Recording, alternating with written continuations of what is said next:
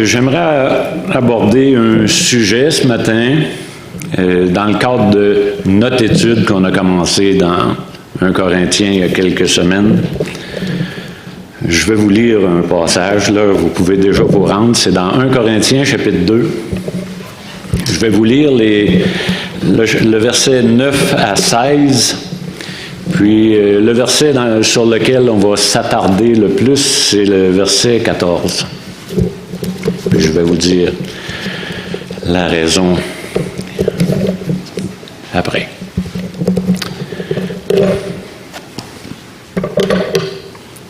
Le micro est très sensible.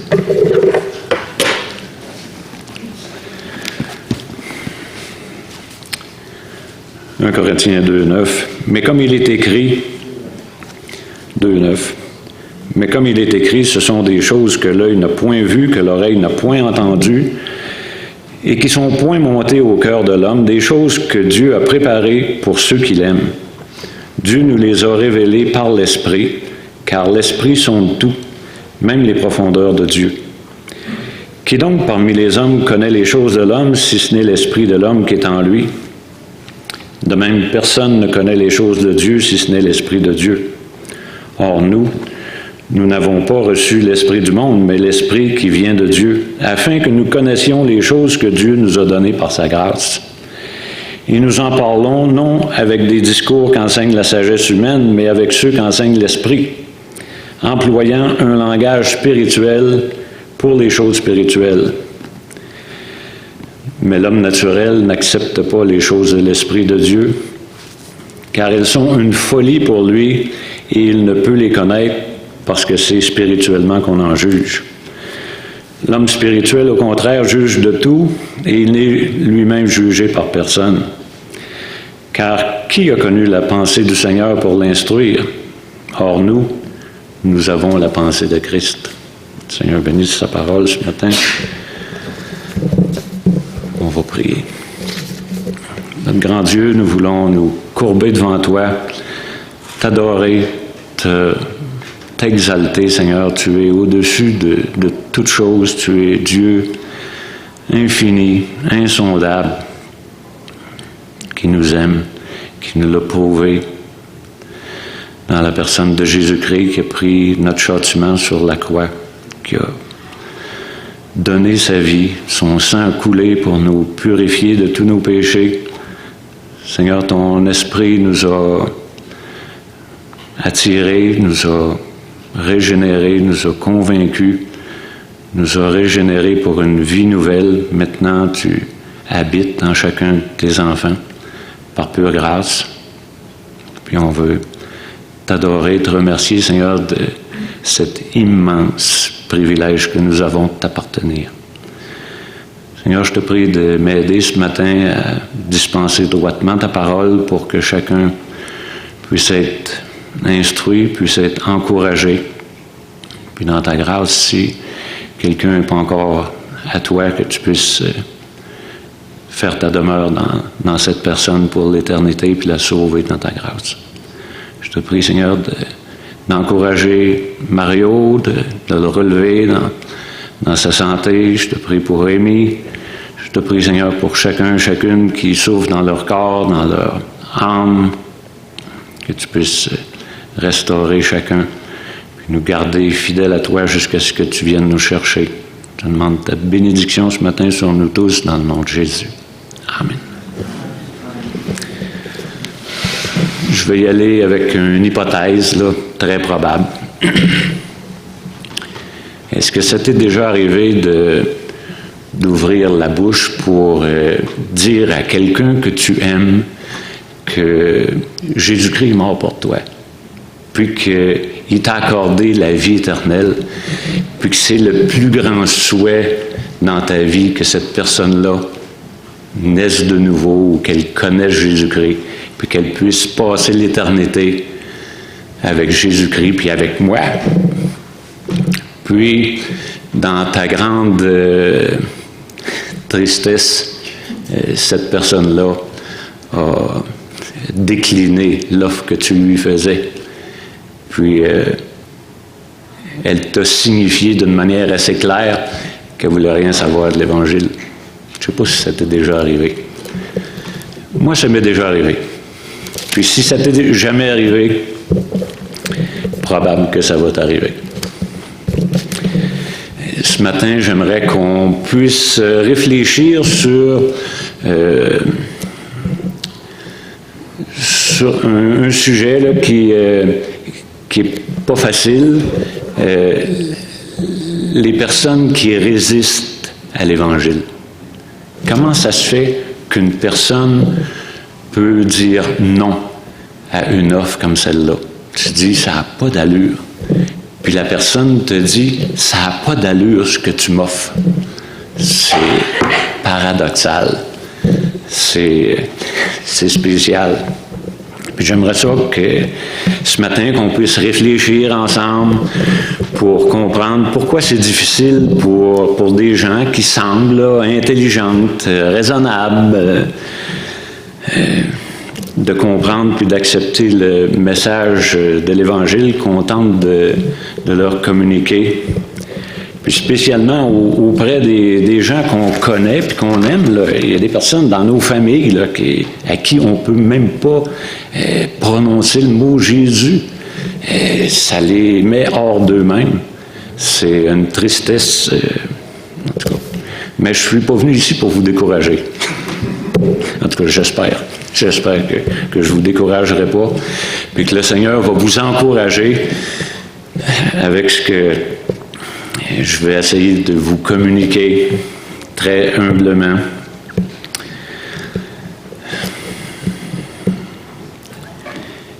Les choses qui sont claires puis valables à un croyant là, sont incompréhensibles puis inacceptables pour ces personnes-là. Tu dis, puis on n'en revient pas, là. Il y a un mur, là.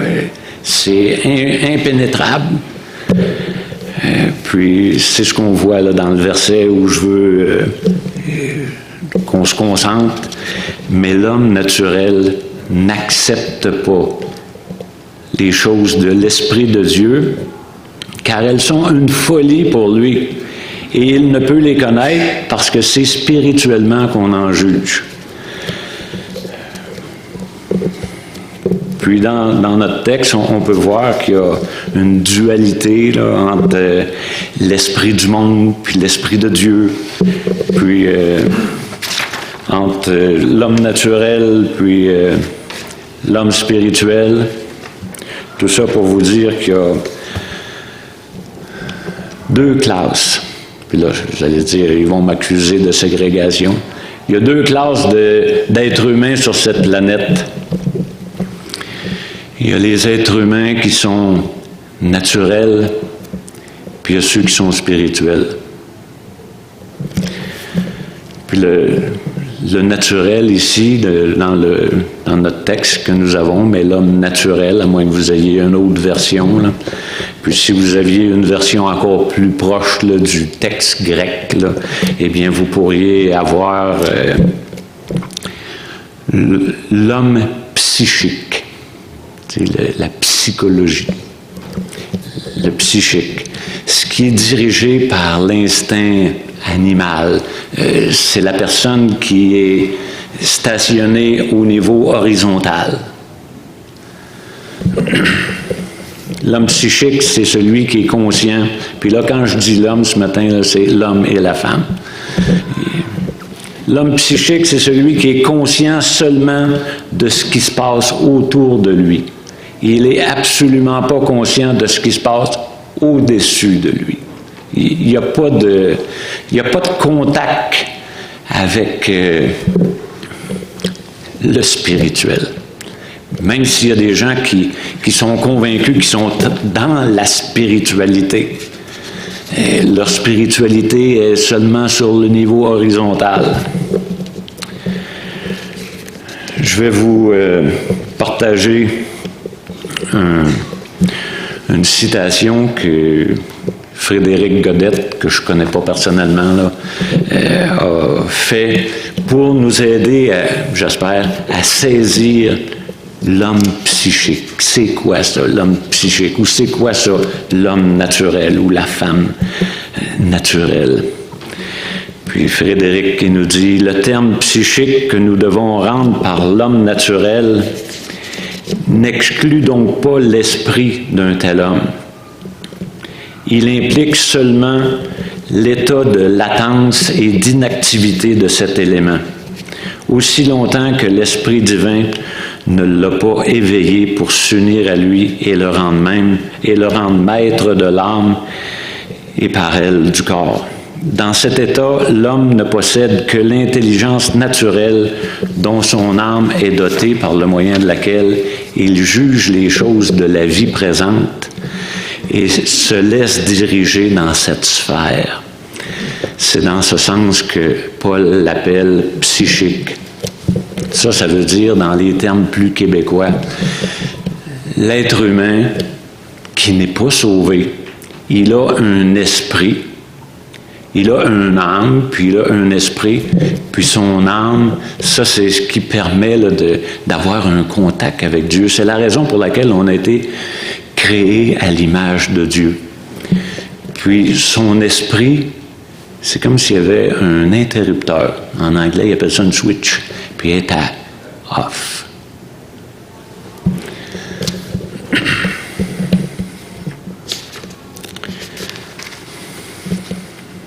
Alors, pourquoi l'homme naturel n'accepte pas l'Évangile? Eh bien, Paul affirme qu'il y a une sagesse divine qui ne peut pas être saisie par les sens ou par des simples processus intellectuels. Par ta propre intelligence là, humaine, là, de terrestre, là, tu ne peux pas saisir la sagesse de Dieu. Mais cette sagesse-là, elle est révélée par une personne spéciale, qu'on n'entend pas souvent parler. Une personne qui travaille dans l'ombre, c'est le Saint-Esprit. C'est lui le responsable. Puis c'est cette vérité spirituelle-là, surnaturelle, qui est révélée exclusivement aux hommes et aux femmes spirituels. Si tu n'as pas l'Esprit de Christ en toi, la communication avec la sagesse de Dieu, l'interrupteur, il est arrêté, il est à off, il est fermé. C'est la raison pour laquelle la nouvelle naissance, c'est souvent considéré comme une résurrection spirituelle. Une personne qui naît de nouveau, là, qui accepte Jésus-Christ pour son sauveur personnel, qui se reconnaît pécheur perdu, eh bien, cette personne-là, là, c'est une résurrection spirituelle. Son esprit, là, l'interrupteur est mis à ouvert.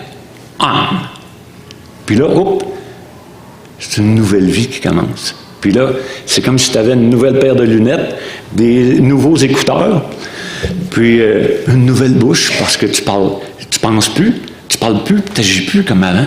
Tu es une nouvelle personne. Puis avant ça, tu étais mort. Puis tout au long, là, j'aimerais que tu penses à une personne à qui tu as essayé de transmettre cette bonne nouvelle de l'Évangile, puis il est encore fermé là, à double tour. Puis prie pour elle. Puis demande à Dieu de faire son œuvre. C'est lui qui va changer la vie éternelle de cette personne.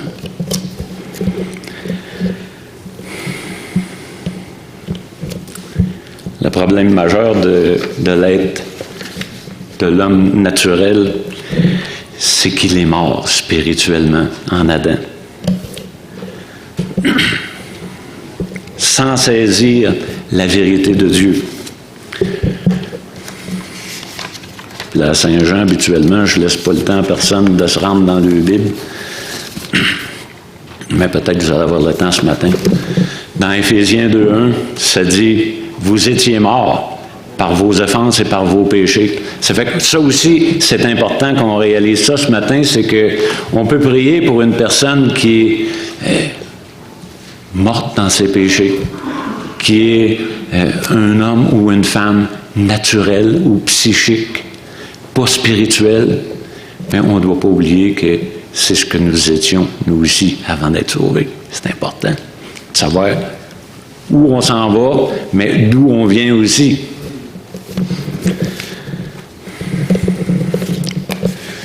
Puis là, une personne là, qui n'est pas sauvée, d'accord? Une personne qui n'est pas sauvée, là, elle n'a pas besoin de l'aide de Dieu pour lire la Bible.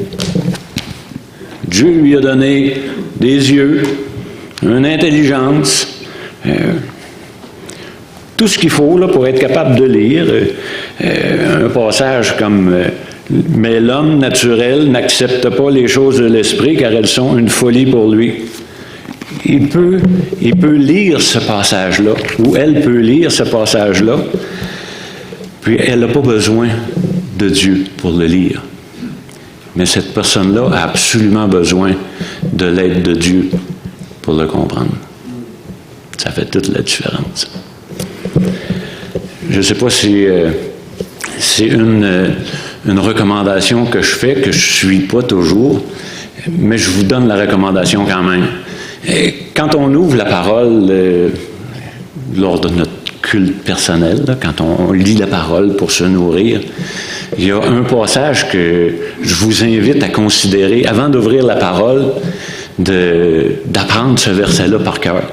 Dans Psaume 119, 18, ça dit « Ouvre mon cœur pour que je puisse contempler les merveilles de ta loi. » Puis, c'est comme si on disait à Dieu, « Seigneur, mets mon interrupteur allumé, là, pour que tu puisses m'illuminer, pour que je puisse voir tout ce que tu veux que je vois dans ta parole, pour que tu puisses l'utiliser pour me transformer. » Puis c'est le miracle qui se passe lorsque l'Esprit de Christ ouvre l'esprit qui est fermé pour comprendre les Écritures. Puis là, je vais vous partager quelques versets parce que je veux pas que vous me croyiez sur parole, je veux que vous croyiez ce qui est écrit dans parole. C'est arrivé, là. Des faits bibliques accomplis.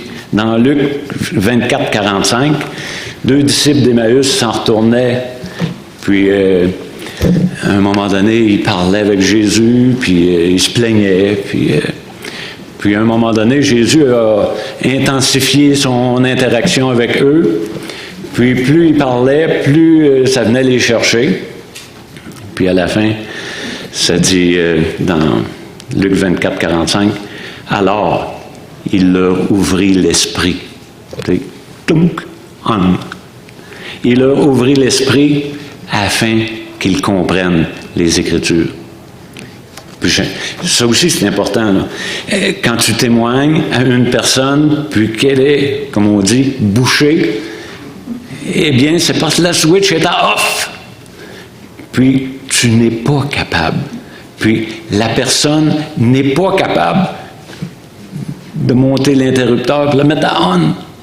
C'est l'œuvre de Dieu. Il leur ouvrit l'esprit. Il n'était pas capable de comprendre.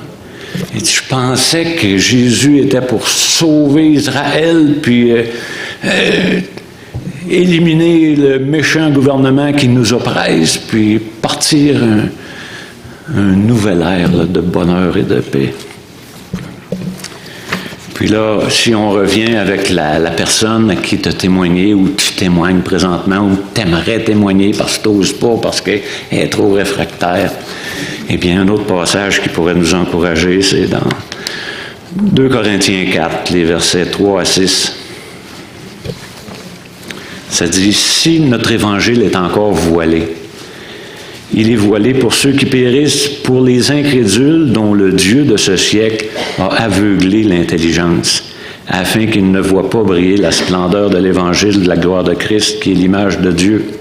C'est comme si Satan était appuyé sur la switch à off.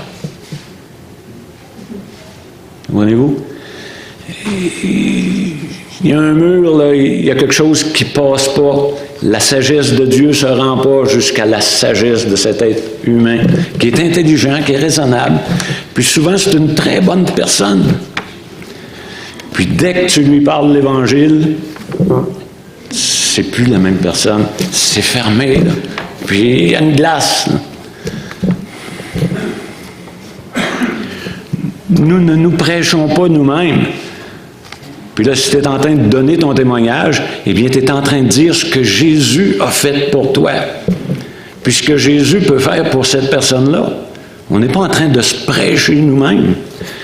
Nous ne nous prêchons pas nous-mêmes, c'est Jésus-Christ, le Seigneur, que nous prêchons. Et nous disons, vos serviteurs, à cause de Jésus, car Dieu a dit, la lumière brillera du sein des ténèbres. Et il a fait briller la lumière dans nos cœurs pour faire resplendir la connaissance de la gloire de Dieu sur la face de Christ. Tu dois réaliser ce matin là, que c'est Dieu qui a levé le piton pour que tu contentes cette personne merveilleuse qui est le Seigneur Jésus-Christ.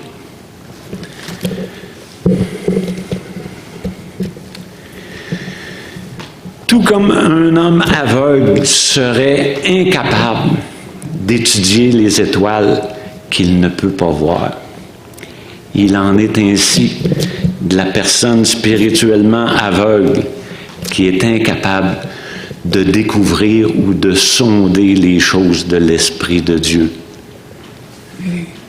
Ça passe pas. Un homme naturel révèle simplement sa stupidité ou son ignorance lorsqu'il essaie de prononcer un jugement spirituel. Je vais vous en donner un jugement spirituel pour vous donner une idée. Non, c'est pas vrai que Jésus est Dieu. Avez-vous déjà entendu parler de ça? Eh bien, ça, c'est un jugement spirituel qui vient de la part d'une personne qui n'a pas l'Esprit de Dieu, puis qui est un être psychique, qui regarde seulement, il n'y a pas de relation personnelle avec Jésus-Christ. Cette personne-là ne peut pas concevoir que Jésus, il est Dieu. Elle essaie de prononcer un jugement sur des sujets puis des expériences spirituelles. Puis Paul exhorte les chrétiens, même les chrétiens, à ne pas marcher comme ces personnes-là, dans Éphésiens 4, 17 et 18, parce qu'il dit, je vous exhorte, frères, à ne plus marcher comme les païens. Voici donc ce que je dis, ce que je déclare dans le Seigneur. Vous ne devez plus marcher comme les païens qui marchent selon la vanité de leurs pensées. Ils ont l'intelligence obscurcie. L'esprit est à off. L'intelligence obscurcie. Ils sont étrangers à la vie de Dieu à cause de l'ignorance qui est en eux, parce que la vérité de Dieu, elle ne peut pas pénétrer jusqu'à eux. Puis tout ce qu'ils peuvent dire, c'est des choses qui ne correspondent pas avec ce qui est écrit dans la parole de Dieu. C'est faux, ce qu'ils disent. Est-ce qu'il y a quelqu'un qui t'a déjà dit, la Trinité, ça n'existe pas? Jésus-Christ n'est pas ressuscité corporellement. C'est pas vrai qu'il va revenir. Eh bien,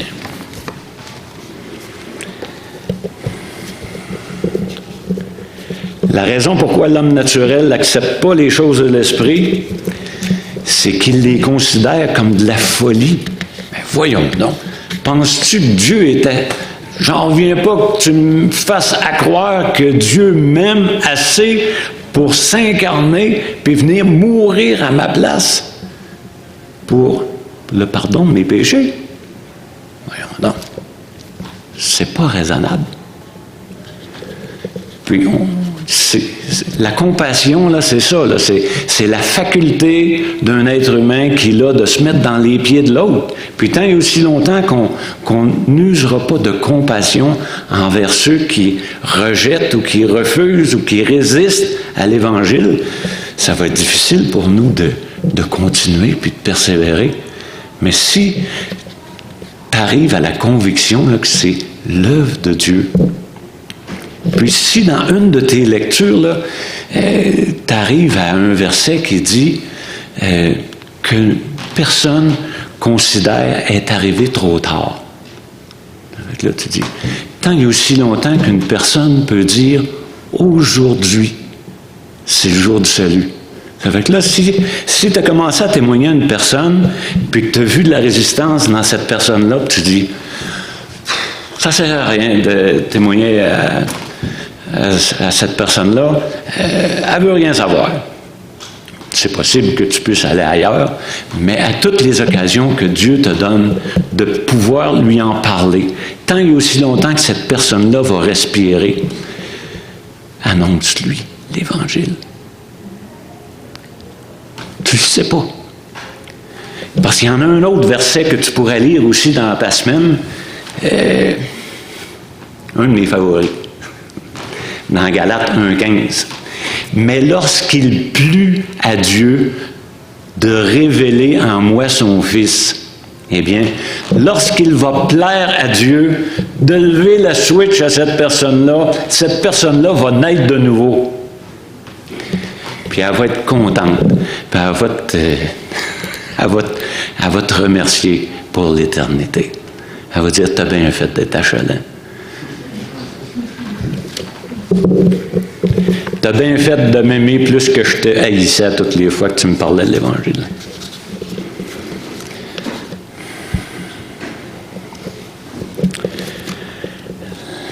La personne qui considère l'Évangile comme de la folie, elle exerce sa volonté en refusant l'Évangile.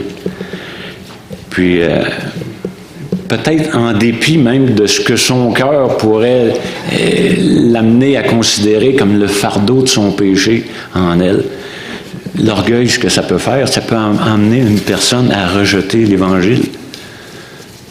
Tu sais, il y a des personnes là, qui souffrent, puis c'est souffrant être un pécheur sur cette terre. Parce que le salaire du péché, c'est la mort. Puis que tu sois engagé dans peu importe quel péché dans ta vie, il y a des conséquences qui sont néfastes. Puis là, tu dis, il y a quelqu'un qui veut m'annoncer quelque chose pour me délivrer de mes péchés, puis pour moi, c'est de la folie. Mais j'aimerais donc ça, être délivré de mon péché. Il y a comme un combat, là, puis à un moment donné, peut-être que lorsqu'il va plaire à Dieu de révéler en cette personne-là son Fils, eh bien, elle va être délivrée de son péché. L'Esprit de Dieu donne à l'homme l'habilité de choisir l'offre du salut de Dieu par la mort de Christ.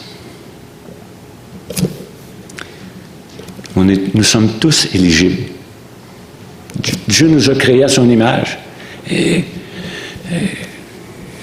on a tous le privilège, la majorité en tout cas, d'entendre l'Évangile ou de la lire, puis de la considérer. Puis dès qu'on prend la décision, eh bien, on en est responsable. Puis c'est une offre précise pour une personne précise. Fait que la journée que tu entends l'Évangile, eh bien, tu es responsable là, de l'offre. Là. Puis, si vous remarquez dans le passage, là, l'homme naturel n'accepte pas les choses de l'Esprit de Dieu. Eh bien, tu ne peux pas ne pas accepter quelque chose qui ne t'a pas été offert. L'offre est faite à tous.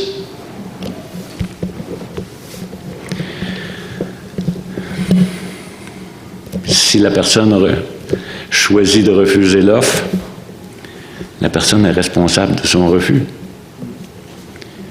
La question qu'on peut se poser ce matin, c'est pourquoi? Pourquoi est-ce que cette personne-là rejette l'offre? Je vais vous donner une hypothèse. Parce que cette personne-là veut comprendre comment ça fonctionne, comment ça marche l'Évangile. Puis, lorsque la personne réalise qu'elle ne peut pas comprendre, tu sais, on le chante. Je ne sais pourquoi, dans sa grâce, Jésus m'a tant aimé. Je comprends pas. Je comprends pas pourquoi Jésus a donné sa vie pour un gars comme moi. Je comprends pas ça. Puis, le fait que je comprenne pas ça, pour une personne, c'est de la folie, l'offre qui est faite. Voyons donc, ça n'a pas d'allure. Mourir pour quelqu'un comme moi, ça n'a pas d'allure.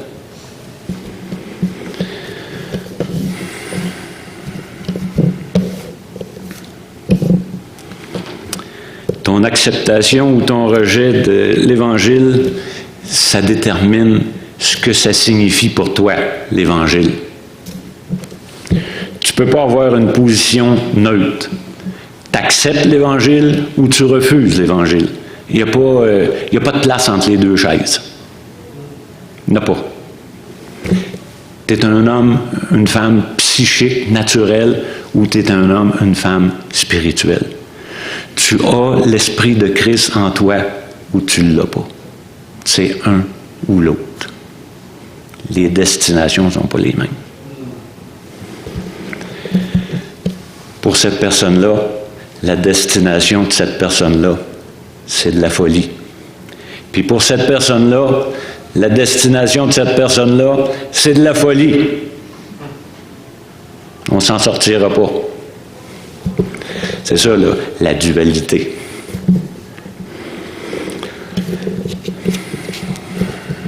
Comment est-ce qu'un homme peut savoir qui est Jésus-Christ?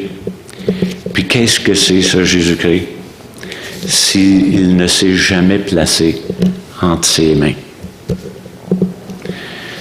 Comment est-ce qu'un homme peut savoir que la croix de Jésus-Christ, c'est la puissance puis la sagesse de Dieu, ou s'il n'a jamais senti la douleur puis le fardeau de son propre péché? Parce qu'il y a des personnes là, qui ne réalisent pas qu'ils sont des pécheurs, puis que leur péché leur amène une juste condamnation. Puis là, quand tu leur annonces que la juste condamnation qui pèse sur toi, Jésus-Christ l'a porté sur lui à ta place pour que tu ne sois pas puni. Il a accepté d'être puni à ta place. Voyons donc, t'es donc bien fou, croire une affaire comme ça. Parce que c'est comme ça là, que ça résonne. Les choses sont spirituellement testées, mises à l'épreuve, puis un homme n'a aucune connaissance expérimentale de Christ s'il n'a jamais senti son impiété du péché. Puis cette personne-là est incapable de porter un jugement sur l'incarnation. Comment ça se fait? Voyons donc, Dieu s'est incarné d'un être humain. Ça n'a pas d'allure.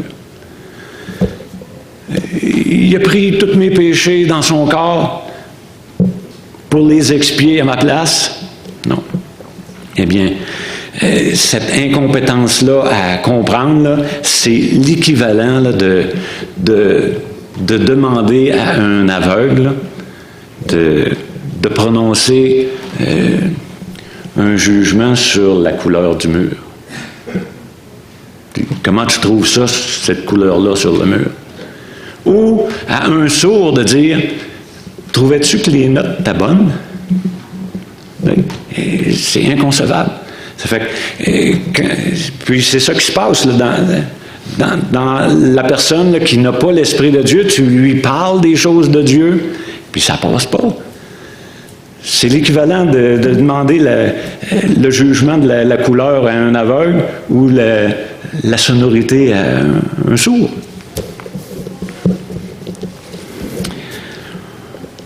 La révélation de Dieu en Jésus-Christ, c'est la lumière qui est en dehors, puis à l'extérieur de nous. L'Esprit de Dieu doit illuminer nos âmes en dedans de nous. Si on veut la voir, la lumière,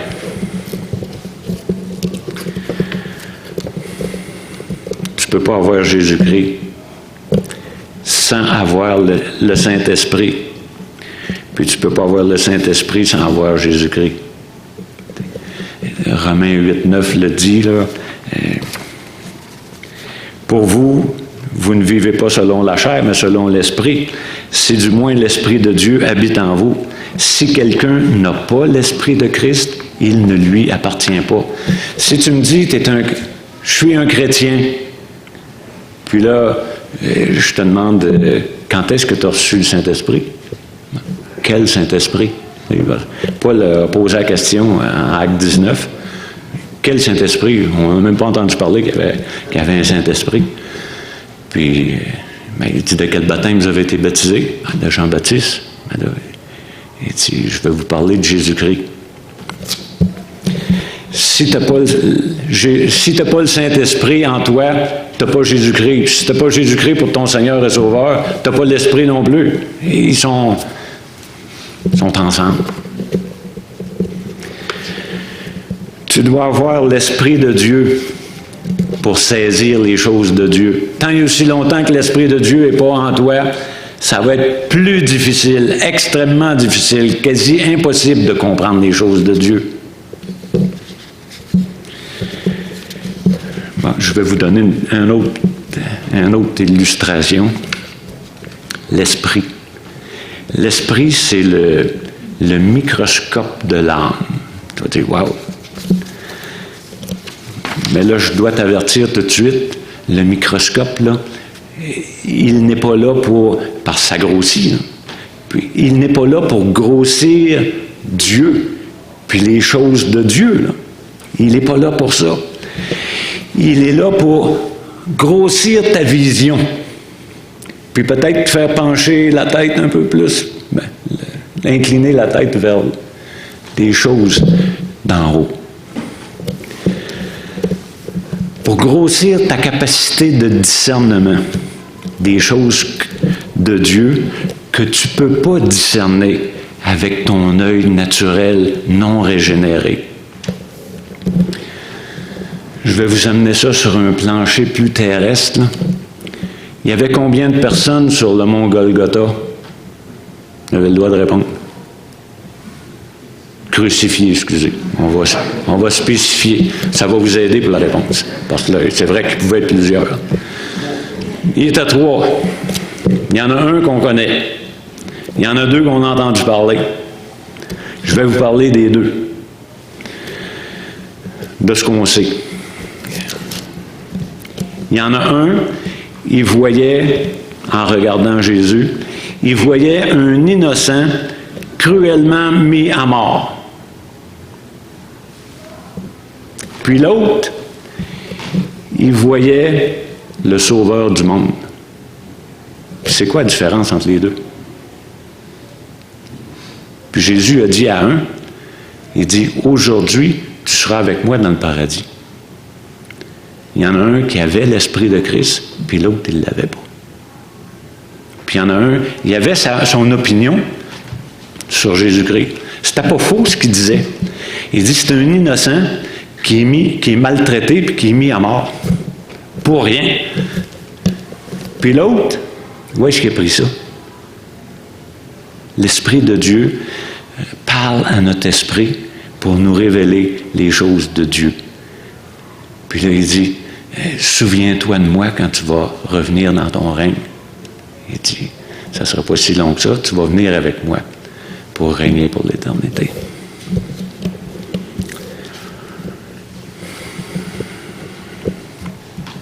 C'est la même scène.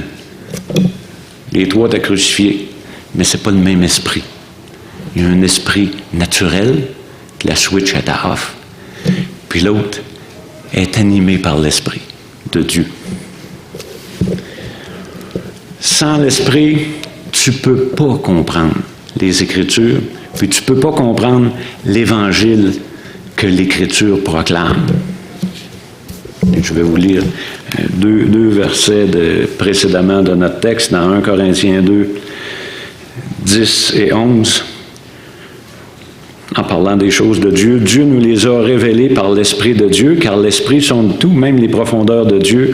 Et qui donc parmi les hommes connaît les choses de l'homme, si ce n'est l'Esprit de l'homme qui est en lui? De même, personne ne connaît les choses de Dieu, si ce n'est l'Esprit de Dieu.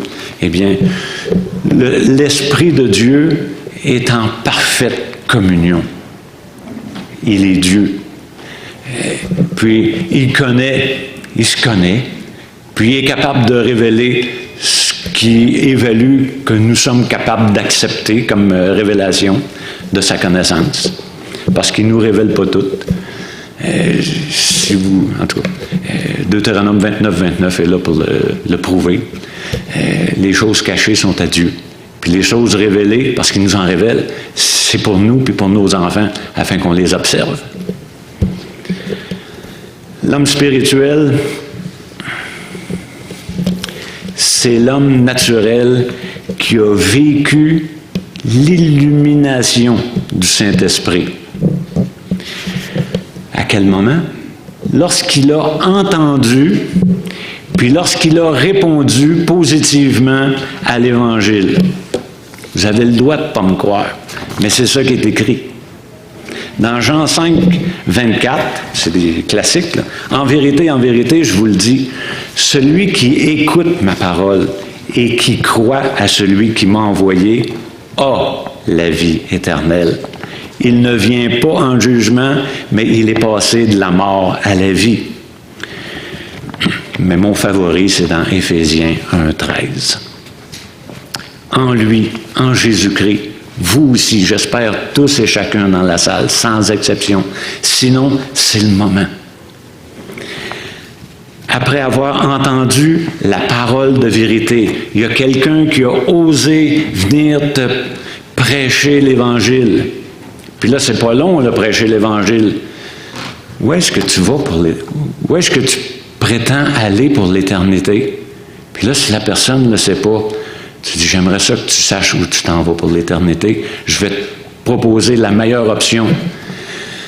Est-ce que tu as déjà péché? Puis là, si tu t'obstines, tu règles ça en dedans de 15 secondes. Là, tu sors les 10 commandements, puis il est fait à l'os. Puis là, tu lui dis, tu es un pécheur, tu es coupable, puis tu ne peux pas t'en sortir vivant. Mais j'ai une bonne nouvelle pour toi. Jésus-Christ est allé à ta place pour porter tous tes péchés, puis les expier une fois pour toutes.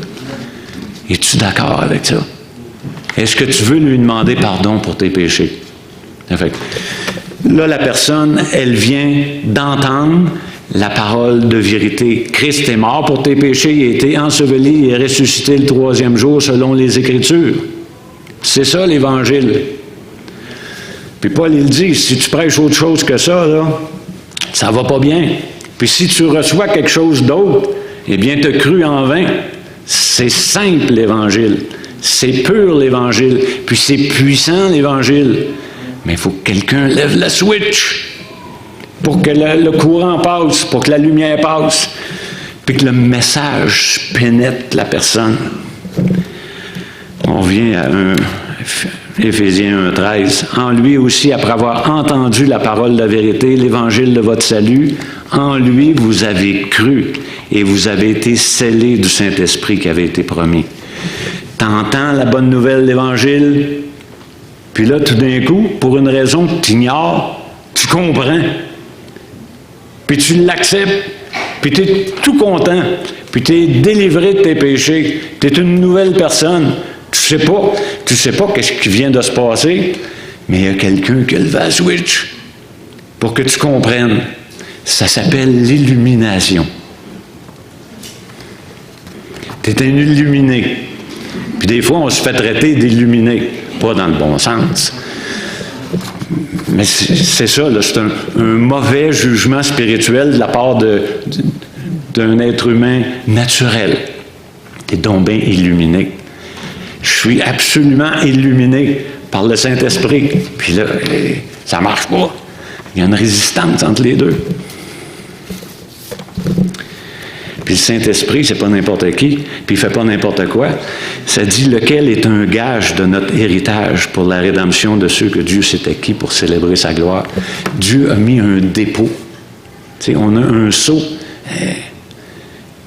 On a une garantie, une garantie éternelle qui a coûté la vie de notre Sauveur, puis son sang.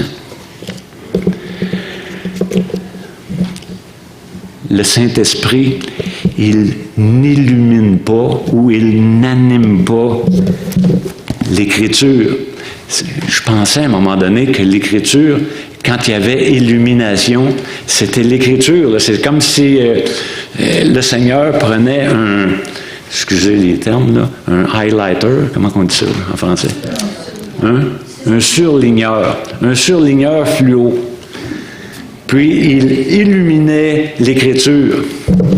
L'illumination, ce n'est pas l'illumination de l'Écriture.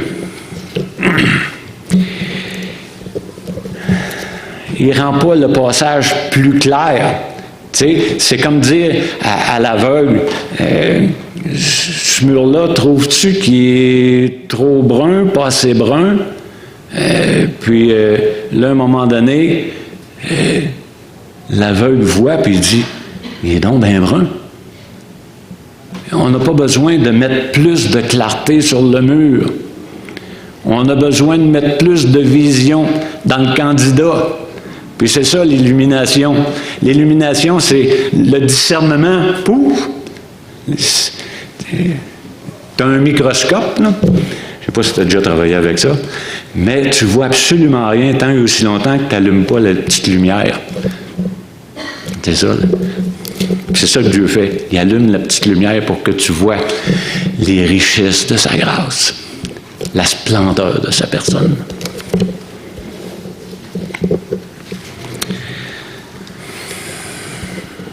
En d'autres mots, cette illumination, elle n'amène pas plus de clarté à l'Écriture. Elle permet seulement à l'esprit humain qui était antérieurement dans les ténèbres de saisir la signification d'un passage qui est déjà clair. C'est par la grâce que vous êtes sauvés par le moyen de la foi. Ça ne vient pas de vous, c'est le don de Dieu. Ce n'est point par les œuvres afin que personne ne se glorifie. Y a-t-il quelque chose de plus clair que ça? Dieu, même s'il mettait un spotlight en dessous, là, il ne pourrait pas devenir plus clair.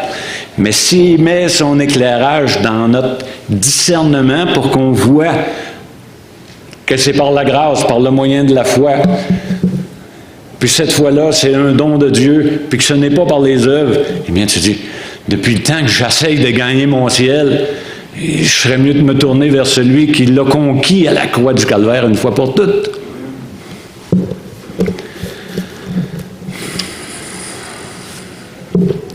Et on saisir la signification d'un passage qui est déjà clair. Pour certains, là, c'est pas clair. Car Dieu a tant aimé le monde qu'il a donné son Fils unique, afin que quiconque croit en lui ait la vie éternelle, ne périsse point. Puis là, tu comprends pas ça, hein? Non, ça ne me dit rien. Je comprends, là, Dieu est amour, puis ouais, il est mort pour des pécheurs. Non, non, non. La journée là, que tu relis le passage, là, tu dis, Dieu, là, ouvre mon cœur pour que je contemple les merveilles de ta loi. Car Dieu a tant aimé Claude, qu'il a donné son Fils unique afin que Claude croie en lui, ne périsse point, mais que Claude ait la vie éternelle. Ouais. Là, je comprends pourquoi Dieu m'aime. Je commence à comprendre comment il a manifesté son amour. Parce qu'il m'aime. C'est une offre précise à une personne précise. C'est ça l'Évangile.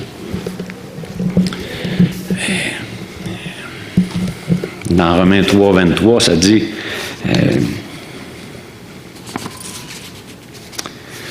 car tous ont péché et sont privés de la gloire de Dieu. OK? Mais quand Dieu illumine ce verset-là, ça veut dire ça que le tous, là, eh bien, ça m'inclut. Ça fait que j'ai péché, puis je suis privé de la gloire de Dieu. Puis dans Romains 6, 3, 24. Mais ils sont gratuitement justifiés par sa grâce, par le moyen de la rédemption en Jésus-Christ. Tu t'accapares personnellement les Écritures. C'est ça, l'illumination. C'est formidable. C'est un miracle. C'est un mystère. T'sais, prenez l'interaction que Jésus a eue avec Nicodème. Puis Nicodème, c'était pas n'importe qui, c'était pas un nono, là. C'était un docteur de la loi. Puis il lui dit, il faut absolument qu'un homme naisse de nouveau pour voir le royaume. Puis il faut qu'il naisse d'eau et d'esprit pour entrer dans le royaume. Il dit là, je comprends pas comment ça marche. Puis là, en tout cas, il dit, t'es docteur de la loi, puis tu comprends pas ça. Bizarre. Puis, as-tu déjà parlé à une personne qui a l'Esprit de Dieu?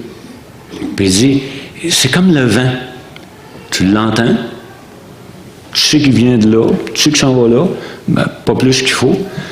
Eh bien, c'est la même chose pour une personne qui est habitée de l'Esprit. Je comprends pas comment... Je te reconnais plus. Tu n'es plus la même personne. Parce que ça m'arrive. Je témoigne à des personnes que j'ai connues dans mon ancienne vie. Puis, ils me l'ont dit. Quand tu vas revenir de ta folie, on s'en reparlera. Puis, je comprends. Mais si on n'étudie pas, on ne médite pas, l'homme naturel n'accepte pas les choses de Dieu, eh bien, c'est à ce moment-là, puis tu continues de prier pour cette personne-là, tant et aussi longtemps qu'elle va respirer.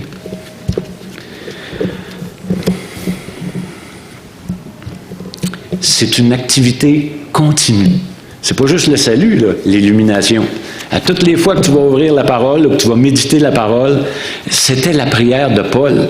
Paul, aux Éphésiens, dans le premier chapitre, versets 17 et 18, il prie pour les gens d'Éphèse, puis il dit, le but, là, il dit, afin que le Dieu de notre Seigneur Jésus-Christ, le Père de gloire, vous donne un esprit de sagesse. Ça ne s'achète pas à l'épicerie, ça ne se trouve pas à la télévision non plus. C'est l'Esprit de Dieu qui peut nous le communiquer par sa parole. Un esprit de sagesse et de révélation de sa connaissance, qu'il illumine les yeux de votre cœur pour que vous sachiez quelle est l'espérance qui s'attache à son appel, quelle est la richesse de la gloire de son héritage qu'il réserve aux saints. Nous sommes privilégiés. Puis on a un trésor là, extraordinaire entre les mains. Pense-y 2 minutes. Dieu habite en toi. Tu es fou? Oui. Oui. On parle des choses révélées, le verset 13, et nous en parlons des choses que Dieu nous a révélées. On en parle non avec des discours qu'enseigne la sagesse humaine, mais avec ceux qu'enseigne l'Esprit. Quand tu témoignes, là, l'important de ton témoignage, là, c'est de dire ce que Christ a fait pour toi. Puis, ce sont les choses que l'Esprit nous a communiquées. Paul le dit, il dit, l'œil n'a jamais vu ça. L'oreille n'a jamais entendu ça. Puis c'est jamais monté au cœur de l'Esprit. Puis Paul le dit avant, il dit, la prédication de la croix, c'est de la folie. Mais ça fait partie de la sagesse de Dieu. Dieu, dans sa sagesse, a voulu sauver les hommes par la folie de la prédication. On doit parler des choses folles de Dieu pour que Dieu puisse illuminer la résistance.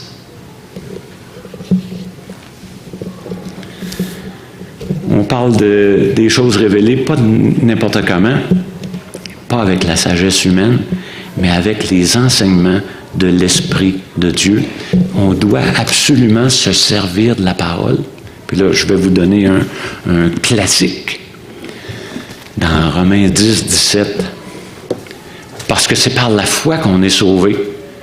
Puis là, tu sais, dans Romains 10, 14, ça dit, mais comment est-ce qu'ils vont être sauvés s'il n'y a pas personne qui prêche? Puis eh bien, qui sont beaux les pieds de ceux qui annoncent de bonnes nouvelles.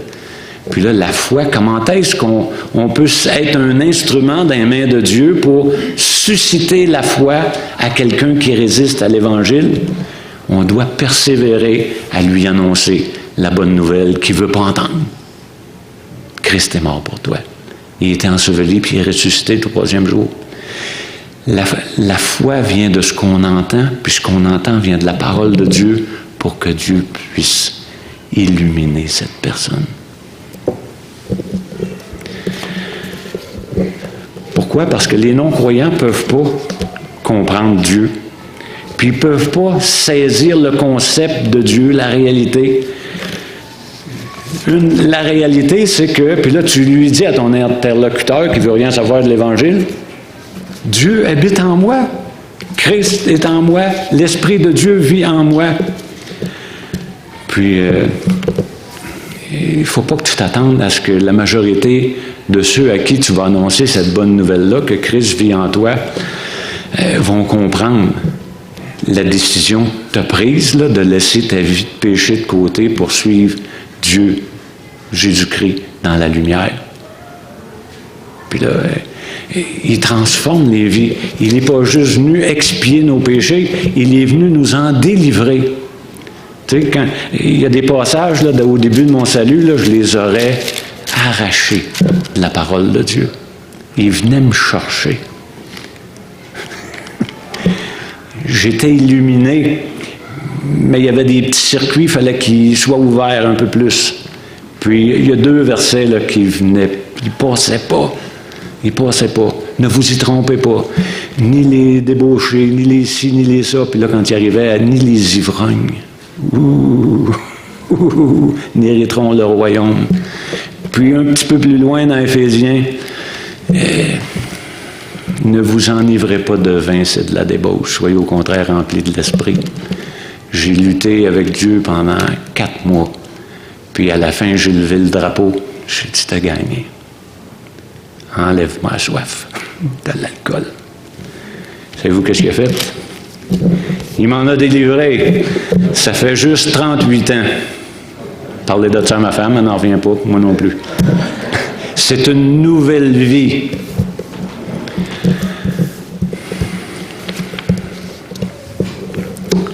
On doit absolument continuer à prêcher l'Évangile ou à proclamer ce que Christ a fait dans ta vie.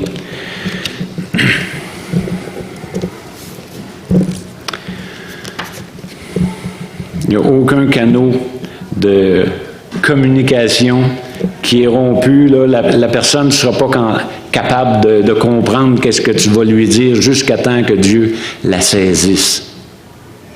Puis la régénère pour une vie nouvelle. C'était la prière dans le témoignage de Paul dans Acte 28. Il dit, c'est Jésus qui l'envoie, il dit, va vers ce peuple et dit, puis écoutez bien ça, vous entendrez de vos oreilles et vous ne comprendrez point. Vous regarderez de vos yeux et vous ne verrez point. Car le cœur de ce peuple est devenu insensible. Ils ont endurci leurs oreilles, ils ont fermé leurs yeux, de peur qu'ils ne voient de leurs yeux, qu'ils n'entendent de leurs oreilles, qu'ils ne comprennent de leur cœur et qu'ils ne se convertissent et que je ne les guérisse. Sachez donc que le salut de Dieu a été envoyé aux païens et qu'ils m'écouteront. Puis Paul, il aimait son peuple. Je vais vous en lire d'autres. Dans Romains 9.1, il dit « Je le dis en la vérité en Christ, je ne mens point, ma conscience m'en rend témoignage par le Saint-Esprit.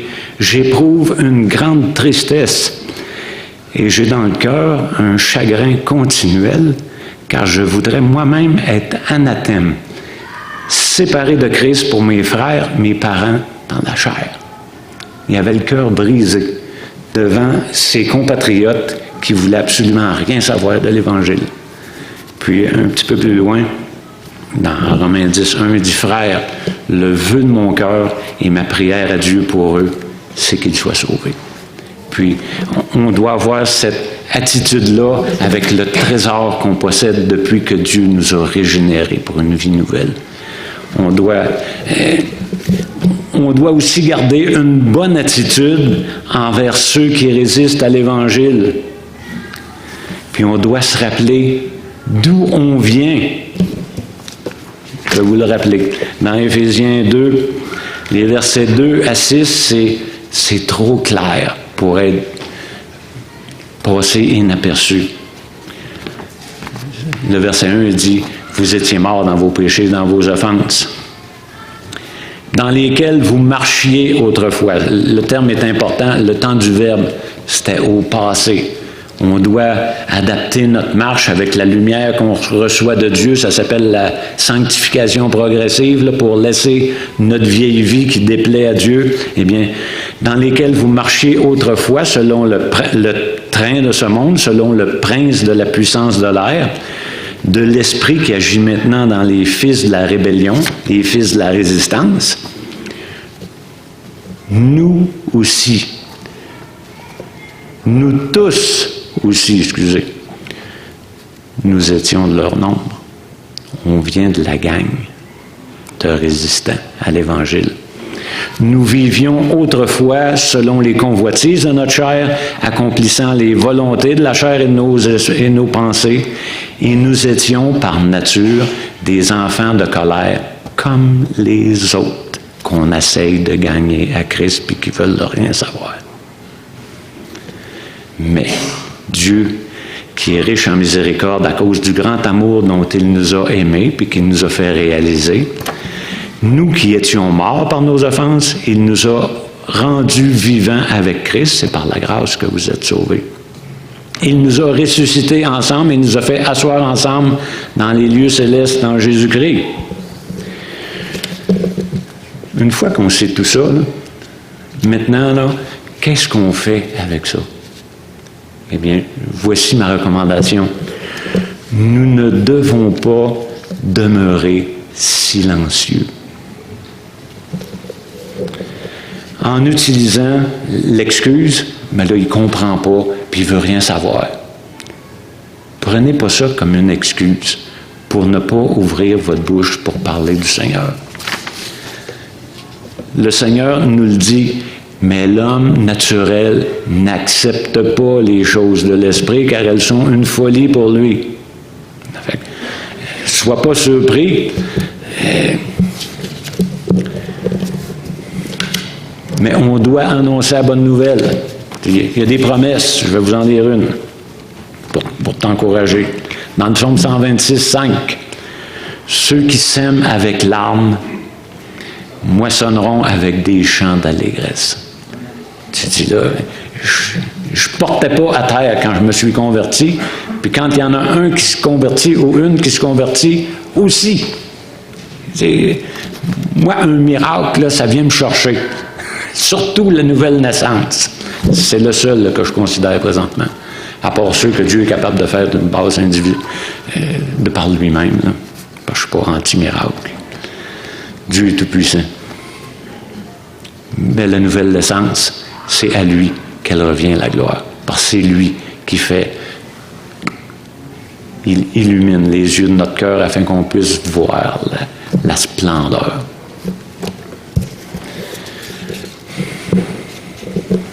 On doit saisir les opportunités que Dieu met devant nous, peu importe l'endroit où nous sommes.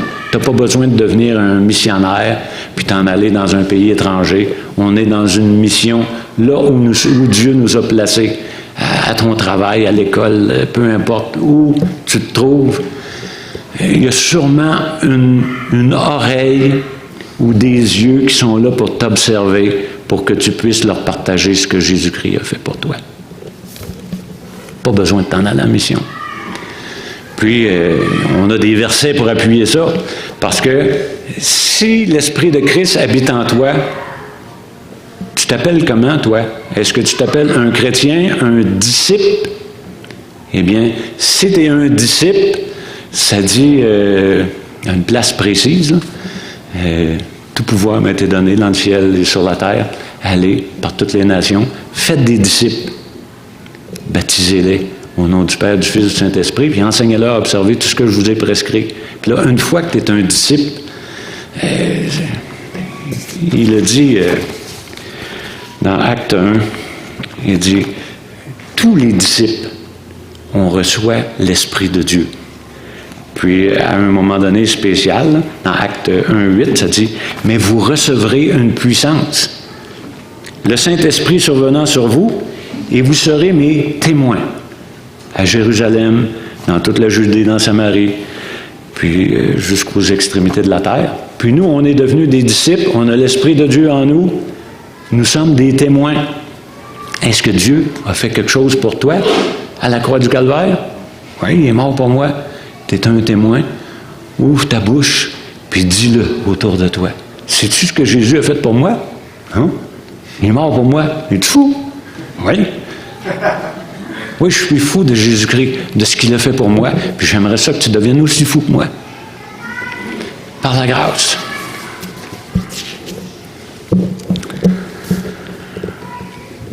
La question qu'une autre personne te pose, parce que ça arrive des fois qu'on a une interaction avec des personnes qui ne sont pas sauvées, puis que là, ils te posent une question, puis là, tu dis, moi, c'est une belle opportunité, une belle porte qui vient de s'ouvrir, eh bien, mets le pied dedans. Puis annonce l'Évangile. Comment? Pierre, il donne une idée, comment? Il dit, sanctifiez dans vos cœurs Christ le Seigneur, étant toujours prêt à vous défendre avec douceur et respect devant quiconque vous demande raison de l'espérance qui est en vous. Tu dis, t'es chrétien? Ça veut dire quoi, ce chrétien? Puis c'est quoi la différence entre les baptistes puis les catholiques? Puis, ouais, la résurrection, le salut, le pardon des péchés, ouais, c'est toutes des affaires qui ne m'intéressent pas. Ouais, mais tu vas passer l'éternité où? Puis là, je vais te dire ce que Jésus a fait pour moi. Tu n'as pas besoin de suivre un gros cours de théologie, là. Est-ce que Jésus-Christ est mort pour toi? Est-ce qu'il était enseveli pour toi? Est-ce qu'il est ressuscité le 3e jour? Est-ce que tu pourrais en parler autour de toi? C'est ça notre mission. On ne doit pas craindre d'être jugé par les hommes ou méprisé pour notre foi. Ça va arriver. L'homme naturel n'accepte pas les choses de Dieu, puis il y a des effets secondaires. Ils vont nous mépriser, ils vont nous traiter de fous. On doit se préparer à une chose. Paul, il dit, j'ai pas à craindre votre jugement. J'ai pas à craindre le jugement de personne. Je me juge pas moi-même, parce que je me sens pas coupable. Mais il y en a un qui va me juger à un moment donné. Puis, à un moment donné, nous allons tous comparaître devant le tribunal de Christ pour recevoir la récompense de ce qu'on va avoir fait ou la perte de récompense de ce qu'on n'aura pas fait pour sa gloire. Fait qu'on a à se préparer pour cet événement-là qui s'en vient. Je n'ai pas de date, mais ça s'en vient. La bonne nouvelle, c'est que nous sommes en Christ, nous sommes à Christ, puis nous avons la pensée de Christ. Pourquoi? Eh bien, parce qu'il vit en moi, puis il vit en toi par la foi. Puis, vous pouvez méditer là-dessus cet après-midi, cette semaine. C'est la plus merveilleuse bénédiction qu'un être humain puisse avoir. Christ en moi, l'espérance de la gloire. Prions. Grand Dieu, c'est un privilège de te connaître. Seigneur, je te demande de nous donner l'amour pour ta parole, l'amour pour ta personne, l'amour pour les perdus qui sont autour de nous, qu'on connaît, qu'on aime, puis qui résistent à ta parole. Je te prie, Seigneur, de nous donner des cœurs remplis de compassion pour ces personnes. On était dans la même situation qu'eux avant que tu interviennes dans nos vies. Puis je te demande, Seigneur, que tu puisses intervenir dans la vie de chaque personne à qui on témoigne. C'est toi qui sauves, c'est toi qui régénères, c'est toi qui illumines les cœurs, qui fait resplendir ta gloire ou qui cache ta gloire. C'est ton œuvre à toi, puis on s'en remet à toi pour toutes choses, mais je te demande surtout de faire de nous des témoins fidèles qui ne se laisseront pas découragés par la résistance, mais qui vont avancer malgré la résistance pour que tu puisses briser cette résistance pour faire naître une nouvelle personne pour l'éternité avec toi. Je te demande cette grâce de nous utiliser chacun de nous pour ta plus grande gloire. Dans le nom de Jésus. Amen.